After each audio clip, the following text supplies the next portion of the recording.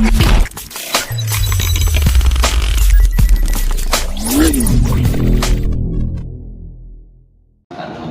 tafsirnya.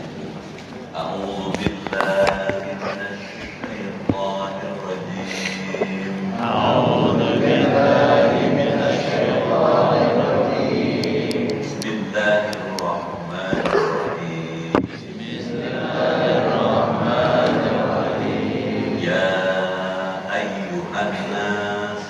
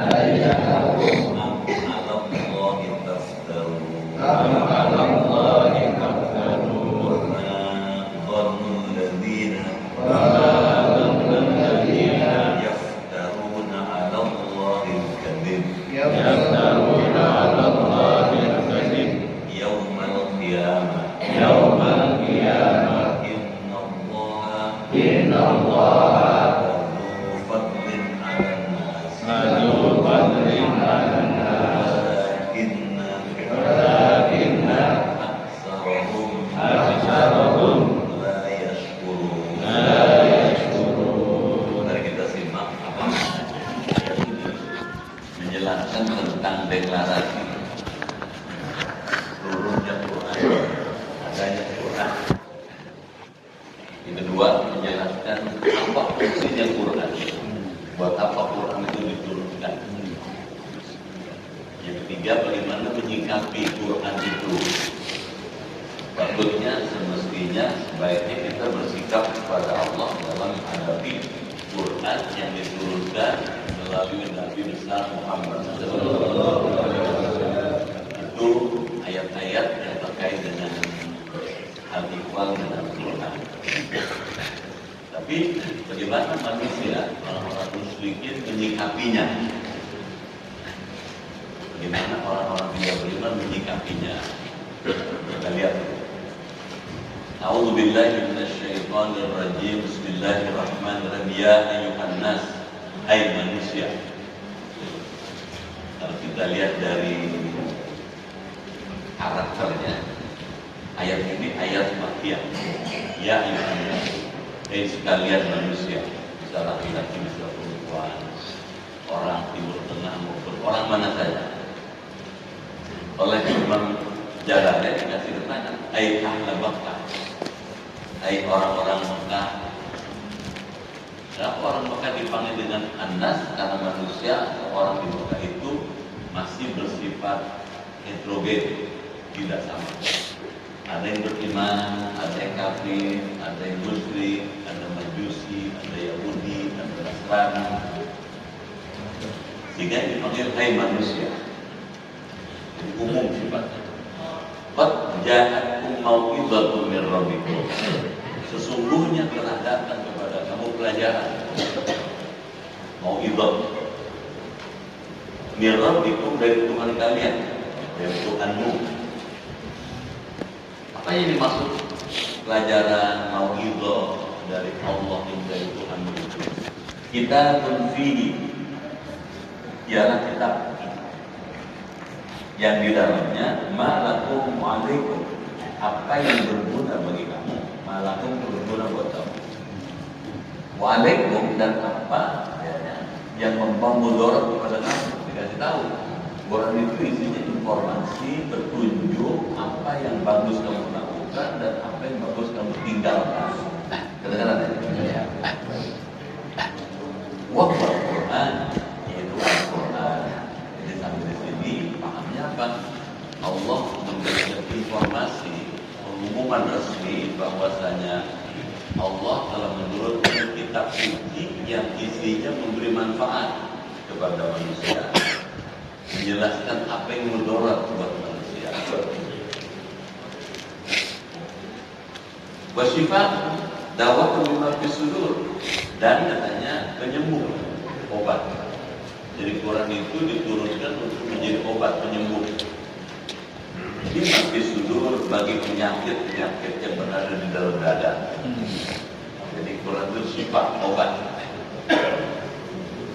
Minal aqaidil fasidah, dari akidah-akidah yang rusak. Syirik, tidak percaya kepada Allah, itu rusak, akidah yang rusak. Nah, obatnya ada di Quran. Wasyukuk, keraguan-raguan. Apa iya Allah ada? Apa maksud dibalik penciptaan alam ini? Apakah memang dibalik ini semua ada yang menciptakan? Mereka masih ragu-ragu. Obat untuk menutup keraguan itu Al-Quran. Jelas seperti ini. Sambil makan boleh, jadi jangan terlalu kaku. Boleh sambil cobain makanan, sambil ngopi nggak apa-apa. Saya belakangan tak. Kalau saya sekarang cobain aja. Baik. Tapi ada penelitian, ada junior saya itu yang meneliti kalau Quran itu bukan cuma obat buat hati, tapi juga Quran bisa menjadi obat buat penyakit fisik. Dia menjelaskan dengan segala bukti-bukti, baik hadis maupun ayat Quran dan fakta-fakta yang di lapangan. Jadi Quran itu bisa jadi obat buat penyakit fisik. Ada penyakit hati seperti syirik, iri, dengki, zalim, hasud, itu penyakit hati. Ada obatnya di Quran. Tapi juga ada penyakit fisik. Ada orang kaki dicatek ular, catek itu jatuh, jatuh ular. Dia datangnya Rasul, saya dicatek ular nih. Nabi ambil air, Nabi bacain, terus Nabi kasih orang itu buat diminum. Nabi ngambil tanah, turun bersyukur sampai tanah di Medina, ambil kemudian dibacain doa, terus dioleskan celukanya, sembuh. Jadi Quran bisa jadi obat penyembuh penyakit fisik. Bukan cuma itu aja, masih banyak yang lain. Terus Allah melanjutkan, selain sebagai obat, Quran itu wahudan, tunjuk, minat dolar dari kesesatan. Orang-orang Mekah yang dulu nyembah berhala, nyembah batu, nyembah patung, nyembah arca, dijelaskan dari Quran. Nyembah berhala, patung, arca itu salah. Yang benar sembah Allah. Dikasih alasan kenapa nyembah Allah. Dikasih oleh Allah di Quran itu dikasih penerangan yang lebih jelas kenapa kita nyembah Allah bukan nyembah berhala. Yang berikutnya Quran itu katanya warahmatul lil mu'minin, serta rahmat bagi orang beriman bihi kepadanya, kepada Quran. Apa buktinya Quran menjadi rahmat? Quran kalau dibaca menimbulkan rasa tenang. Coba bapak rasanya baca Quran 3-4-5 kali bareng tenang. Yang baca tenang, yang dengar juga tenang. Kenapa? Karena Quran kalau dibaca yanzilu alaihi sakinah, turun kepada orang yang membaca dan orang yang mendengarkannya as-sakinah, ketenangan batin. Tenang batin. Kalau ada orang baca Quran malaikat turun. Yastami'una al-Quran. Mereka mendengar Quran dibaca. Karena buat mereka mendengar Quran itu satu kenikmatan tersendiri. Bukan cuma malaikat, jin yang muslim dengar Quran. Kalau Bapak bisa lihat di pojok-pojok jin peluru. Karena mereka senang. Jin yang muslim itu senang dengerin Quran. Karena mereka seperti kita yang beriman senang baca Quran, dengerin Quran. Jadi kalau itu Quran itu rahmat bagi orang beriman. Sampai di sini tausiahnya apa? Baca Quran. Mesti kata Imam Ghazali, orang Islam itu mesti punya kebiasaan yang melekat, hanya habit. Kalau orang Barat punya 7 habit, 7 kebiasaan yang melekat, kalau orang 10. Satu di antara 10 itu baca Quran. Dan Quran dibaca kapan aja enak. Nggak ada orang bosan baca Quran. Quran soal kapan pun, Quran yang baru pun enak dibaca. Kalau orang minggu lalu dengan orang sekarang beda. Ini udah basi, ini udah minggu lalu. Kalau Quran nggak ada basinya dia. Kenapa? Mujizat. Meskipun diulang-ulang Quran itu, orang nggak akan pernah bosan mendengarkan Quran dan membaca. Kalau gitu gimana baca Quran? Sayang Pak, punya Quran nggak dibaca. Maaf ya Pak yang marah.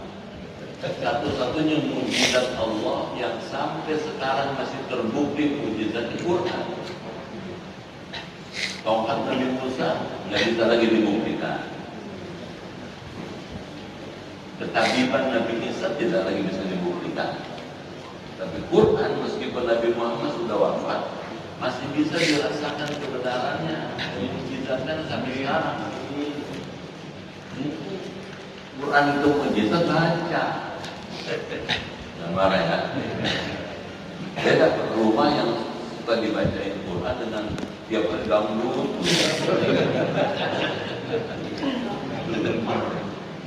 Rumah yang di sekalian dangdut dari mulai makan merem, gerak, gersang, nyaman. Kenapa nggak nyaman?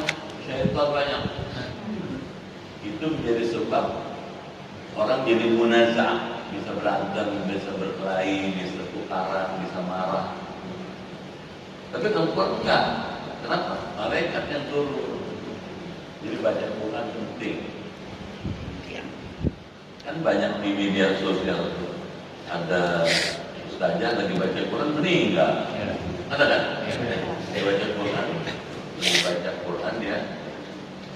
Wa ilahukum ilahu wahid, la ilaha illa huwa rahmanur rahim. Di Surabaya orang yang baca Quran tiba-tiba tersungkur ya. Kalau yang kemarin itu perempuan, kalau Surabaya laki-laki. Luar biasa, meninggal lagi baca Quran. Bagus. Meninggal lagi sakau. Orang dengarnya gedeg. Sakit apa meninggal? Lagi sakau ya. Syukur ya bang. Itu bersyukur. Baca Quran mahal. Sayang Pak, kita punya yang mahal. Orang bukan Islam bawa kita pujinya itu bangga ya. Ada orang bawa Quran dibungkus orang. Pemberikannya kenapa dibungkus malu? Ini lebih mahal dibanding seluruh dunia ini. Seluruh alam semesta mahalan ini. Kenapa mesti malu? Ini paling asli. Tidak ada kitab suci yang asli seutuh Quran. Jadi karena itu kita mesti bangga punya Quran. Caranya baca. Kalau orang Al-Usul bukan cuma dibaca, dipelajari tafsirnya. Jadi lebih maju kita. Dan orang Yahudi takut sama orang Islam yang mengerti Quran. Takut ya. Sampai zaman Belanda, informasi dari kakek saya, Belanda melarang orang mengajarkan tafsir. Nggak boleh. Fikih boleh, tasawuf boleh, Quran nggak boleh. Kenapa? Dia tahu Quran itu benar. Dia bisa menjelaskan, Quran itu bisa menjelaskan mana Islam, mana bukan Islam, mana yang selamat, mana nggak selamat. Tapi dilarang. Nah, ada pengajian tafsir di Belanda, karena akibatnya sangat fatal buat mereka. Kita bersyukur belajar tafsir nggak dilarang. Alhamdulillah. Habis itu, sekarang kita lanjut. Kul katakanlah oleh Muhammad, bifadlillah, dengan karunia Allah. Fadlullah itu karunia Allah, pemberian Allah, anugerah Allah. Apa itu al-Islam? Ya Muhammad, dengan karunia Allah berupa Islam. Dari Quran sekarang Islam. Wa bi rahmatihi, dan dengan rahmatnya Al-Quran. Fabidzalika, maka dengan itu al-fadli, karunia Allah itu katanya, wa rahmah, serta rahmatnya, falyafrahu, hendaklah mereka bergembira. Menurut ayat ini oleh sebagian ulama ahli tafsir Ahlus Sunnah wal Jamaah, ini disuruh nih bergembira dengan datangnya Nabi Muhammad dan Quran. Jadi maulid Nabi itu sunnah. Bukan bid'ah. Falyafrahu, bergembiralah kamu, disuruh bergembiralah kamu dengan turunnya Quran, bergembiralah kamu dengan dihadirkannya Nabi Muhammad. Ini gunanya belajar tafsir. Kalau kita belajar agama dari YouTube aja, lama-lama ini bid'ah, itu bid'ah, ini nggak boleh, semuanya haram ya. Yang benar cuma dia doang. Falyafrahu, kalau dalam ilmu nahwu bentuknya fi'il mudhari', yafrah bukan fi'il mudhari'. Tapi karena ada lam mati didahului dengan huruf fa, maka lam mati yang didahului dengan huruf fa dilanjut dengan fi'il mudhari', maka statusnya fi'il amr. Falyafrahu, perintah Allah, bergembiralah kamu gitu. Terdengar? Bergembiralah kamu dengan turunnya Quran, bergembiralah kamu dengan dihadirkannya, diutusnya Nabi besar Muhammad SAW. Saya ngajar kitab Sahih Bukhari di tempat saya, mencintai. Zaman Nabi itu ada seorang sahabat Hasan bin Thabit.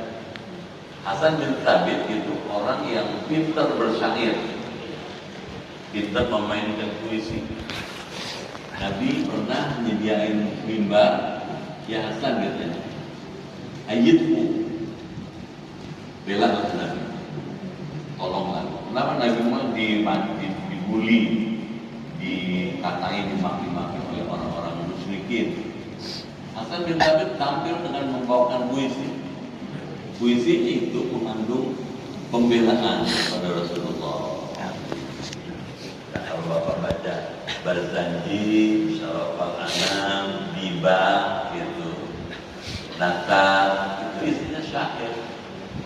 Syair yang mengandung riwayat Nabi, cerita tentang kisah biografi Nabi, dari mulai dalam kandungan sampai lahir, sampai setelah lahir, sampai wafat. Gimana jadinya? Paham nggak? Ya. Dan mengandung selawat, doa kepada Allah. Ya Rabbi salli ala Muhammad, ya Rabbi salli alaihi maulid tiba. Ya Rabbi salli ala Muhammad, ya Rabbi balighna nazuru. Itu doa.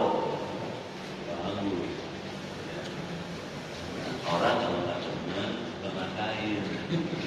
Kita yang nggak ngerti, mau aja. Kalian perlu perintah. Gembiralah kamu katanya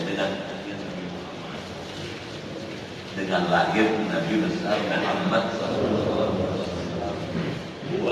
Itu katanya khairun lebih baik mimma yajma'un daripada apa yang mereka kumpulkan. Bergembira dengan datangnya Quran, bergembira dengan diutus Muhammad, itu lebih baik dibandingkan dunia yang kita kumpulkan setiap hari. Harta, pangkat, jabatan, masih lebih bagus Quran. Kenapa? Quran Rasulullah bisa menyelamatkan kita, tapi harta belum tentu. Beneran nggak? Bagaimana belum tentu? Kalau kita sekarang rumah kita bagus, belum tentu bisa nolong tuh rumah.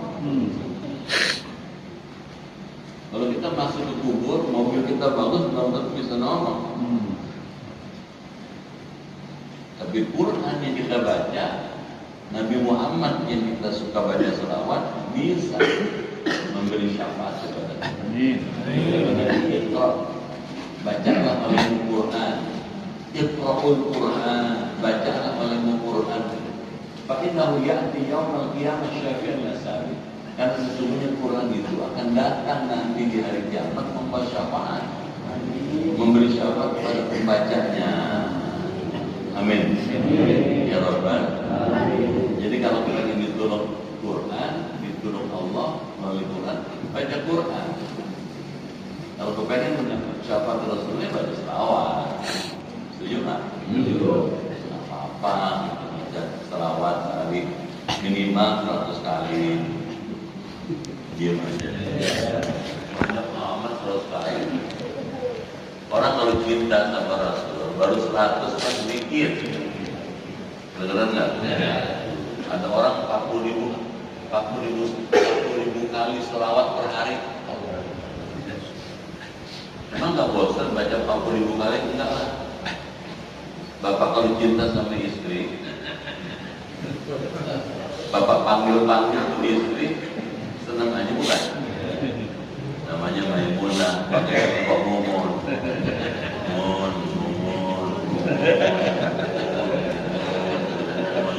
Sampai double juga nggak bosan.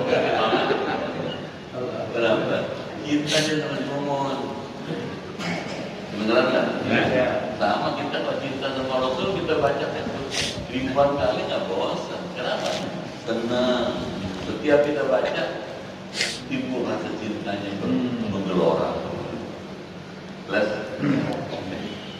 nah sampai di situ dilihat mata boleh dibaca pakai ya, boleh dibaca mimma yajma'un dari apa yang mereka kumpulkan. Kalau pakai ya, boleh dibaca pakai ta. Mimma tajma'un dari apa yang kamu kumpulkan. Sama aja. Yang dikumpulkan mereka harta, pangkat, jabatan, kedudukan. Yang dikumpulkan kamu sama. Kamu tuh kita manusia, harta, pangkat, jabatan dan lain-lain. Tidak lebih baik dibandingkan Quran dan diutusnya Rasulullah SAW. Kita tetap kalau disederhanakan, kita disuruh bersyukur adanya Quran.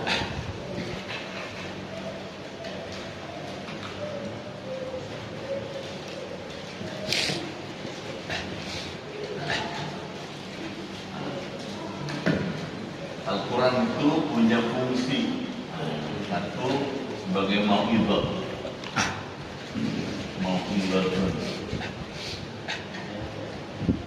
buat pelajaran, boleh juga nasihat. Kedua, syifaun sebagai penyembuh.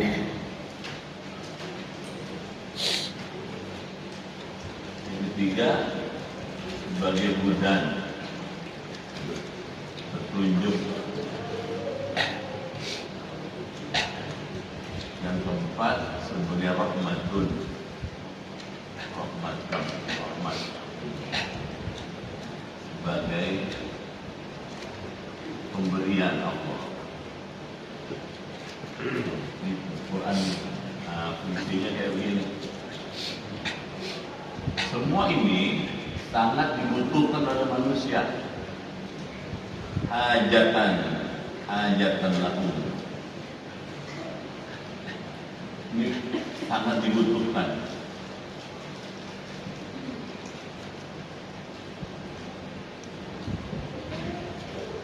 Nah, untuk bisa mengerti Quran, Allah mengutus Rasulullah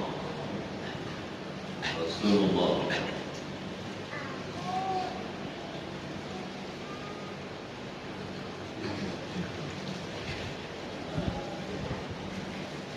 Kita tidak bisa ngerti Quran kalau tidak ada Rasulullah. Betul kan? Jadi datangnya Rasulullah ini juga hajatun, kebutuhan yang dibutuhkan oleh manusia banyak. Oleh karena itu datangnya Rasulullah dari Allah nih Subhanahu wa ta'ala, diutusnya Rasulullah yang turunkan Al-Quran menjadi sebab kita mesti bersyukur. Bersyukurnya gimana? Falyafrahu, bergembira. Bergembira dengan apa? Bagus kalau kita baca selawat. Tidak dilarang sunnah untuk menyelenggarakan maulid. Benar? Ya. Supaya kita bisa ngerti Quran, ini dibutuhkan oleh kita. Kita diminta belajar. Yang kedua, mau membacanya. Kalau kita melakukan yang pertama syukur dan yang kedua belajar membaca Quran, kita kalau memulai 2 ayat itu, kita apa? Tidak ada. Itu sederhana. Diutuskan Rasulullah, kita syukuri. Bersyukur dengan cara apa? Tadi Maulidun Nabi, Maulidun Nabi, Maulidun Nabi.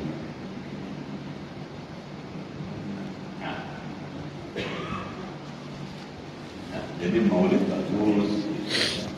Setuju Pak? Dengan cara ini akan menumbuhkan cinta pada Rasulullah. Jadi mesti diperkenalkan anak kita, cucu kita, siapa Rasulullah? Gitu. Seperti apa Rasulullah? Gitu. Bagaimana Rasulullah sifat-sifatnya? Ini untuk mengimbangi YouTube. Sekarang anak kecil tuh supaya emaknya aman, dikasih aja handphone, dikasih gadget, di-setelin YouTube. Dia lebih kenal isi YouTube dibandingkan Nabi. Syukur YouTube isinya tentang Islam, kalau bisa. Dengar ya? Nah, adanya maulid ini adalah dalam rangka menumbuhkan cinta kepada Rasul. Cinta kepada Rasul akan menghasilkan syafaat. Ada pengaruhnya. Cinta pada Rasul menghasilkan syafaat. Nanti di hari kiamat, kata Rasulullah, banyak orang datang menuju bertemu dengan Nabi Adam. Kata mereka nih manusia dari zaman Nabi Adam sampai Nabi Muhammad ketemu sama Nabi Adam, ya Aban Bashar, isfa'na. Bapak manusia, beri kami syafaat. Kata orang ini. Nabi Adam jawabnya sederhana, lastu bisahibi dzalik. Bukan saya orangnya, katanya, yang bisa memberi syafaat kepada kamu. Idhabu ila Ibrahim. Pergilah kamu menemui Ibrahim. Orang berangkat semua nemuin Nabi Ibrahim. Nabi itu menjawabnya sama. Bukan saya orangnya, katanya, yang bisa memberi syafaat. Idhabu ila Musa. Nemuin Nabi Musa dong. Nabi Musa jawabnya sama. Idhabu ila Isa. Temuilah Nabi Isa. Nabi Isa jawabnya sama. Idhabu ila Muhammadin. Temuilah Nabi Muhammad. Beliau yang bisa ngasih syafaat. Nanti Allah akan memberikan pendelegasian kepada Nabi Muhammad bisa memberi syafaat kepada umat manusia. Orang pertama sampai di ujung Shirathul Mustaqim Nabi Muhammad. Jadi orang pertama yang sampai di ujung Shirathul Nabi Muhammad. Beliau berdiri, nanti Bapak baca ya Rasul. Berdiri baca doa, Allahumma sallim ummati, Allahumma sallim ummati, Allahumma sallim ummati, ya Allah selamatkan umatku, selamatkan umatku. Pas Nabi lagi baca, orang halus paling selamat. Selamat sampai ke ujung Shirathul Mustaqim. Tapi ada orang yang dibacain doa tetap nggak selamat. Kenapa? Jalannya beringsut-ingsut. Beringsut tuh ngesot. Malaikat lihat orang jalan ngesot, dibahanin malaikat. Apa jangan bayangin kita nanti kecilnya kayak begini, enggak. Kita nanti gede, tinggi, besar. Kalau ada hadis mengatakan kita nanti tingginya setinggi orang zaman Nabi Adam. Kira-kira 18 meter. Enggak dibanding malaikat. Sebelum dibanding ditanya, kenapa kamu kok lambat banget dibandingkan yang lain? Yang lain ada seperti kayak kilat menyeberangi Shiratal Mustaqim, ada seperti angin yang berembus, ada seperti orang yang naik kuda balap. Kenapa kamu kok beringsut-ingsut? Gitu. Dijawab, kami dulu punya kebiasaan suka melambat-lambatkan amal. Udah kasih. Kalau dengar ajan, ya ajan. Ada nggak? Mana orangnya? Ya itu, berarti udah CB, udah okhir. Dengar ajan, berarti juga ajan. Ada orang muslim gitu. Doa dan dua berdoa. Bahaya tuh. Gimana bahayanya? Kalau kita mau sholat zuhur nanti jam 2, benar jam 2, jam 1 kurang seperempat malaikat datang, pulang kata malaikat, wah Anda belum sholat, nggak bisa, ya haji dah, cukup deh umur kamu deh, malin deh, jangan main-main, begitu dengan aja berebut. Kalau udah sholat jong-jong, amin. Apa jong-jong? Mau makan, geletak, kerja, dagang, usaha, udah tolak gitu. Jelas? Nah, hadirin yang dirahmati Allah, habis itu ayatnya. Sekarang ayat lain, membicarakan tema yang lain. Bagaimana orang-orang musyrikin Arab di Mekah itu menyikapi Al-Quran, mengajarkan syariat. Qul, katakanlah, ara'aitum, terangkanlah kepada aku, akhbiruni, beritakanlah kepada aku, kabarkanlah kepada aku, ma anzalallah, tentang apa yang diturunkan Allah, khalaqalakum, yang Dia ciptakan kepada kamu, birizqin, yaitu dari rizki, faja'altum minhu harama wa halala, lalu kami jadikan gitu, sebahagiannya haram dan sebahagiannya halal. Jadi orang muslim itu menghalalkan apa yang Allah haramkan. Sebaliknya menghalalkan apa yang diharamkan Allah. Aku misalkan bahira, seperti unta bahira, unta yang sudah dijadikan untuk sesajen, itu nggak boleh lagi ditunggangin, nggak boleh dipotong, nggak boleh dimakan dagingnya. Bersahibah, begini juga katanya, ya, unta sahibah, unta yang pernah disumpahin. Wal maitah, dan bangkai. Orang-orang musyrik itu mengatakan hewan yang mati dengan sendirinya itu lebih halal dibandingkan mati dengan cara sembelih. Benar? Jadi kalau orang-orang mencoba mujahalah al-Quran, hewan mati dengan cara sendiri, mati sendiri dengan sendirinya itu halal dibandingkan hewan yang mati disembelih.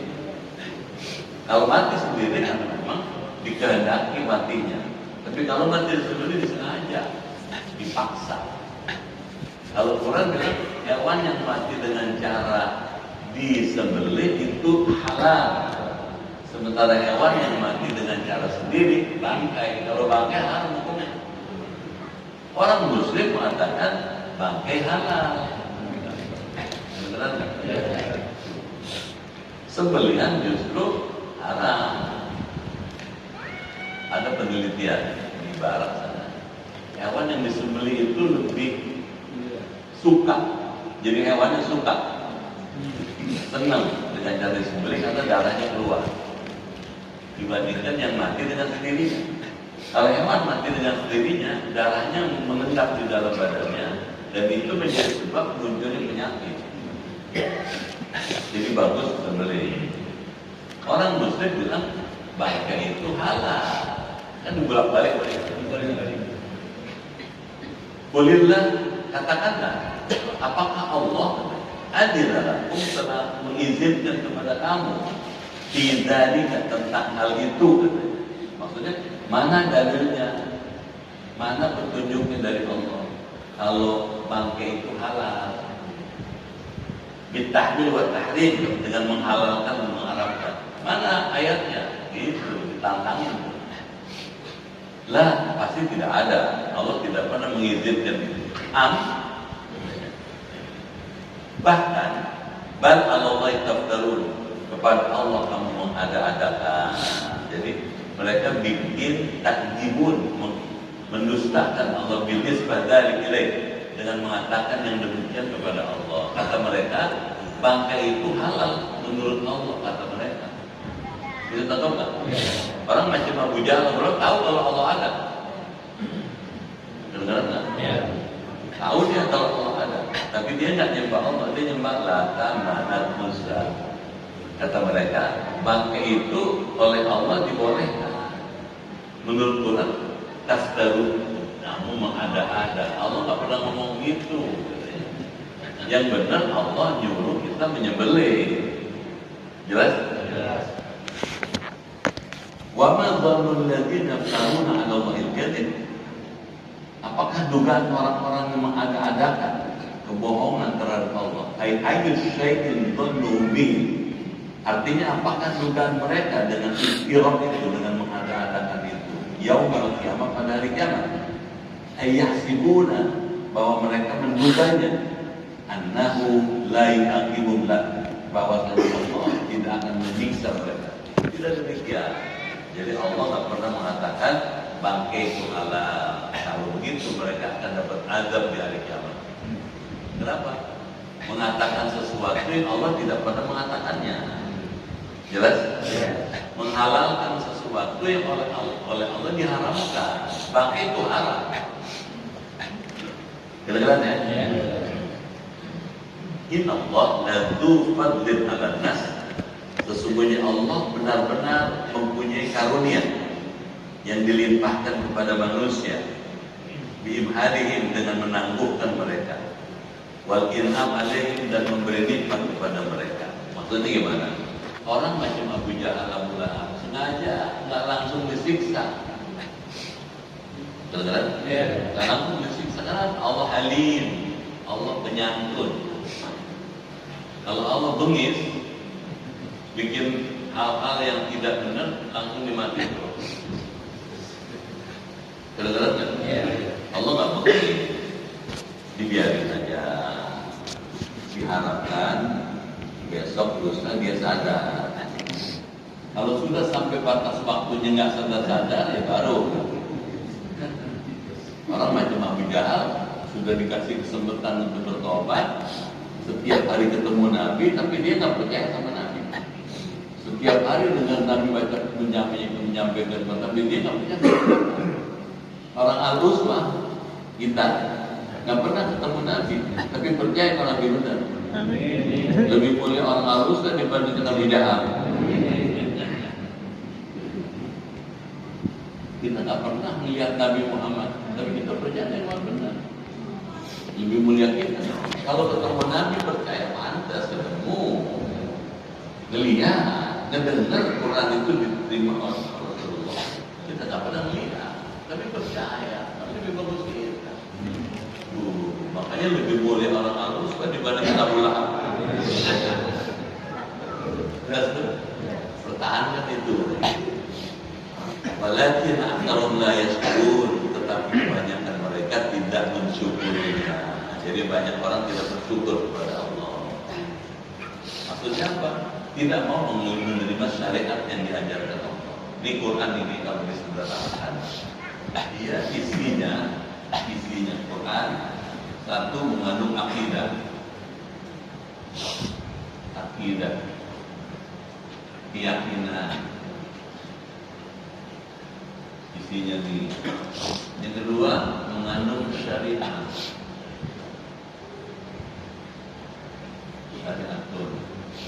aturan, syariatnya. Yang ketiga mengandung akhlak, perilaku, ajaran perilaku. Semua yang datang dari Allah melalui Quran ini punya tujuan. Tujuannya apa? Al-maslahah al-ammah. Tujuannya dia al-maslahatul ammah. Emang ngaji kalau kebanyakan makan jadi tahap. Al-maslahatul ammah, kemaslahatan umum. Tujuan. Kenapa kita disuruh sholat? Supaya maslahat. Maslahat itu tambah baik hidupnya. Kenapa kita dilarang mabuk? Supaya maslahat. Kenapa kita disuruh makan hewan yang disembelih? Supaya maslahat. Bisa tak? Jadi tujuannya kemaslahatan umum, maslahat al-ammah, kemaslahatan umum ini tujuannya. Kalau begitu, kita mesti bersyukur dengan turunnya Quran. Kenapa mesti diajarkan kita supaya selamat?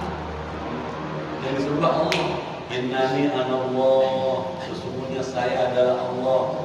Allah sendiri bilang gitu dalam surat Toha.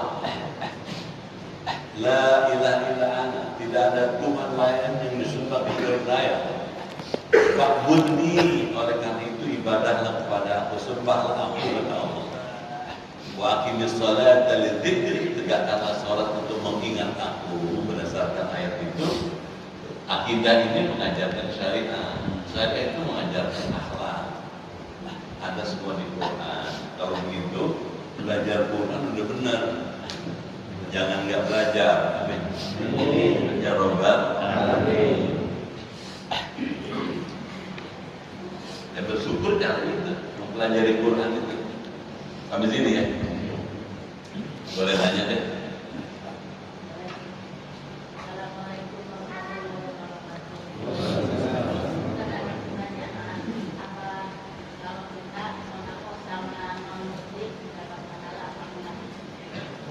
Sedekah pada orang muslim.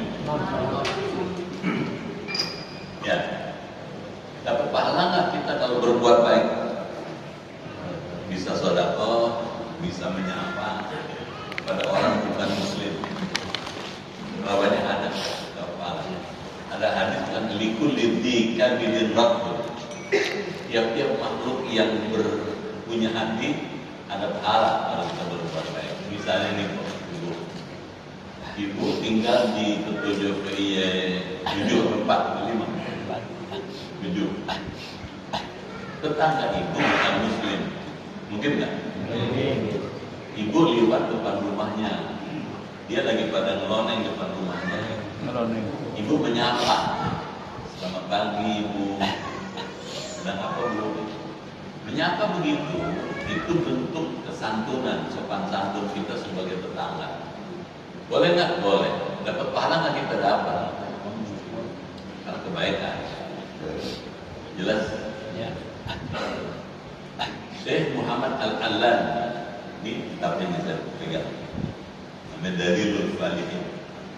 Syarah dari kitab Riyadhus Shalihin. Karena saya sebentar ini ngajar tempat lain kitab Riyadhus Shalihin. Itu mengatakan tetangga ada 3 macam. Ada tetangga, dia tetangga muslim, baraya. Apa baraya? Dulu. Kita kalau berbuat baik sama dia 3 pahalanya. 3. Bisa sedekah, bisa melayani, 3 pahala. Ada tetangga dia tetangga, dia muslim, tapi bukan baraya. Dua. Ada tetangga, dia tetangga, bukan muslim, bukan baraya. Satu. Benar? Ya. Apa artinya Islam itu membawa rahmat bagi semua alam? Nabi yang ngajarin. Ada hadisnya itu. Nabi pernah di Madinah lagi duduk-duduk sama sahabatnya. Duduk sama sahabat. Itu ada iring-iringan jenazah. Orang lagi di jenazah diiring sama yang lain. Nabi begitu lihat ada jenazah diusung dan diiring oleh yang lain, Nabi berdiri. Gak lama sahabat yang lain karena Nabi berdiri itu berdiri. Begitu jenazahnya lewat, kata sahabat, ya Rasul, wal Yahud yang meninggal Yahudi ya Rasul. Kata Nabi, dia sebagai manusia wajib kita hormati. Adapun keyakinannya urusan dia sama Allah. Dengeran nggak? Ya. Nabi itu begini banget. Kalau kita biarin aja, bukan Islam. Ya jangan begini. Paham nggak? Begini Nabi akhlaknya begini, akhlaknya mulia banget. Anggap aja nih hari Maulid nih. Kan kalau Maulid sekarang ngirit dong. Kamu mesti ngeluarin macam-macam kan? Karena ini cerita Rasulullah. Ayatnya jelas. Falyafrahu. Mana lagi bukti Nabi itu sangat-sangat menghargai orang. Tetangga Nabi, perempuan Yahudi, namanya Zainab. Jadi Zainab juga orang Yahudi kenal dengan Zainab. Yahudi juga ada namanya Abdullah. Abdullah bin Salam itu Yahudi. Abdullah bin Ubay bin Salul itu Yahudi. Tetangga Nabi Yahudi namanya Zainab. Jadi Zainab sejak Nabi pindah dari Mekah ke Madinah, gedek aja dia. Nah, Nabi Muhammad makin lama pengikutnya makin banyak. Yang masuk Islam justru bukan cuma orang-orang Madinah yang lama tinggal di situ pada masuk Islam. Zainab terus kesel banget nih. Dia cari jalan gimana caranya membunuh Nabi Muhammad dengan cara halus supaya nggak tarak. Ketemu akal, didatengin keluarga Nabi, ditanya Muhammad, karena ini bukan orang Islam. Muhammad misalnya kalau makan senang makan apa? Gitu kan? Kata keluarga Nabi senang makan daging kambing. Gitu. Oh. Kalau makan daging kambing, bagian mana dari kambing Nabi paling suka? Nabi biasanya pahanya teman. Cukup dah. Dia beli kambing, dimasak tuh kambing. Pas pahanya dilumuri racun. Kasih racun sama dia. Empat-empatnya diracun itu ditutup dengan bumbu sehingga nggak tarak racun. Nabi diundang makan. Nabi orangnya begini, baik sangka. Diundang makan Nabi datang sama 2-3 orang sahabat. Datang dipersilakan makan. Silakan ya Muhammad makan. Nabi sebelum ngambil waktu mau mocel. Gitu udah mocel gitu mau dimakan, malaikat bilang tak kulhadalah. Jangan dimakan nih, katanya gitu. Ini udah diracunin nih sama Zainab. Tapi nggak jadi makan, taruh lagi. Disamperin terus di Zainab. Ente berbuat sesuatu yang membahayakan nyawa orang. Kenapa ente lakukan itu? Zainab kaget juga. Kata Zainab pintar ngomong memang. Ya Muhammad, in kunta malikan fa'akal. Kalau engkau seorang raja pasti kamu sudah makan, sudah makan. Wa in kunta rasulan, kalau engkau seorang rasul pasti kamu nggak makan. Ternyata kamu rasul kan. Jadi nggak marah sama Zainab. Nabi maafkan tuh kesalahan Zainab. Si Zainab justru dengan dimaafkan itu masuk Islam. Baca syahadat dia. Kenapa? Kagum dengan keunggulan, keluhuran akhlak Rasulullah.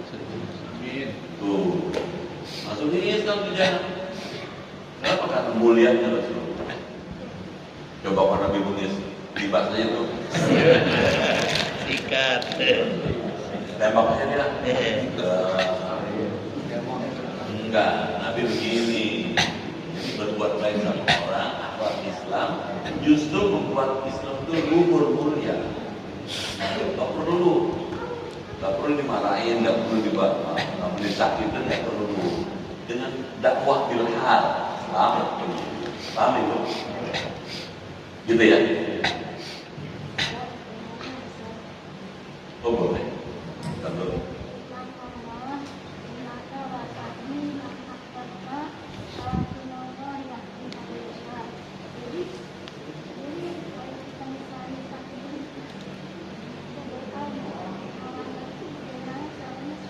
Gini Bu, ayat yang Ibu bawa itu menunjukkan bahwa yang berhak memberi hidayah kepada siapapun cuma Allah.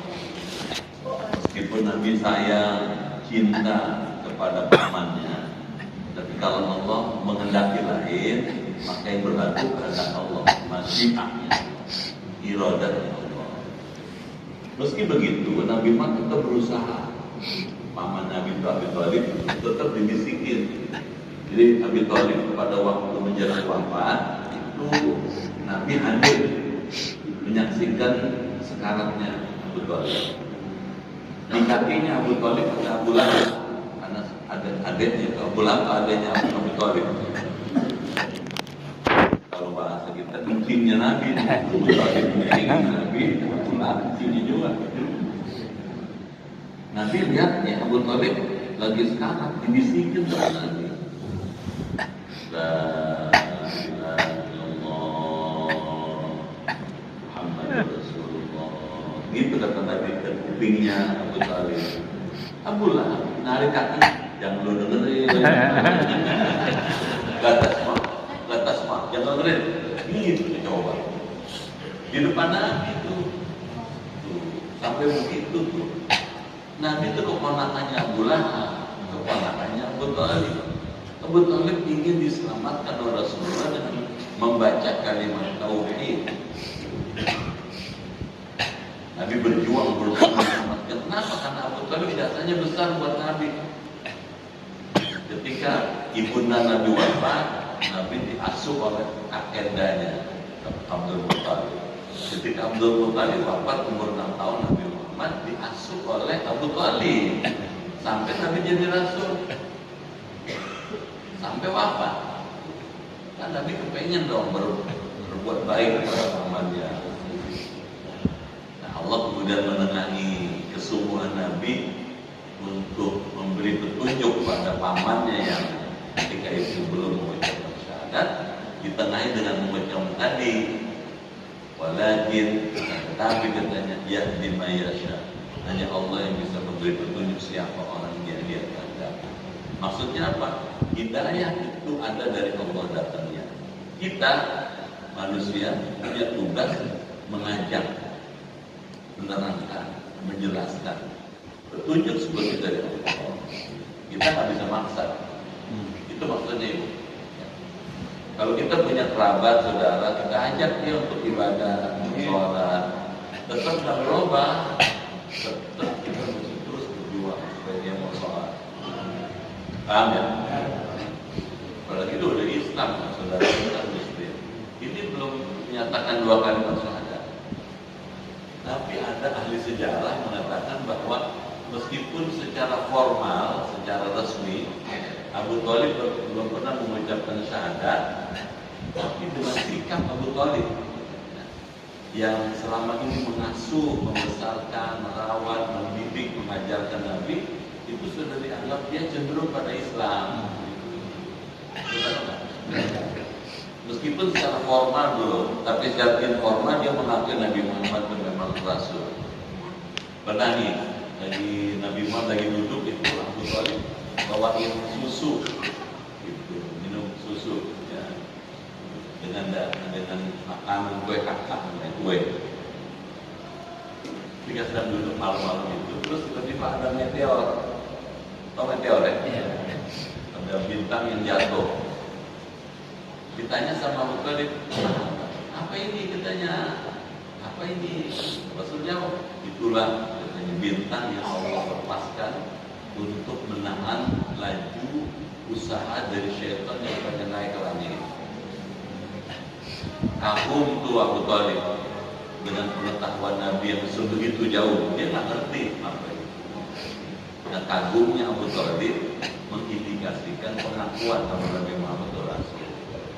Cuman secara formal belum, secara resmi belum bilang asyhadu an la ilaha illallah. Jelas ya? Jam 2 udah nih. Maafin ya, bukan nggak mau ditanya saya mau ngajar lagi. No, di jalan tawakal, mana tawakal? Maafin ya, jangan marah. Kita ketika takut ditanya, saya belum punya aja. Berjam segini, orang ngap-ngap nungguin loh. Pantas ya. Kita baca doa deh supaya hadir keluarga rumah sehat, imannya kuat, ibadahnya giat, rezekinya ngegerojok, anaknya soleh, keluarganya sakinah, dan bisa husnul khatimah. Al-Fatihah.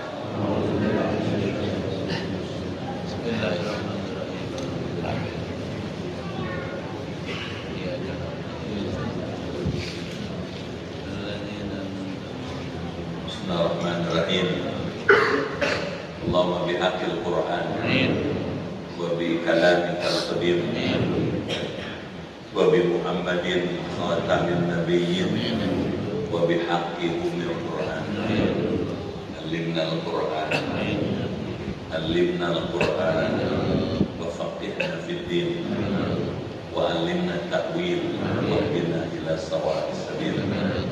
Allahumma inna nas'aluka imanan kamilan wa yaqinan shadiqan wa rizqan wasi'an wa qalban khashi'an wa lisanan dhakiran wa badanan sabiran wal afwa indal hisab wa najatan minan nar.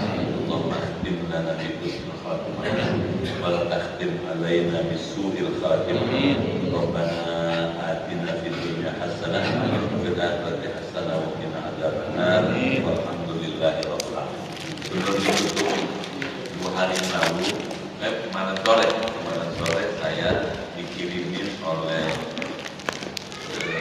teman saya yang punya travel. Saya diajak untuk pergi ke Mekah.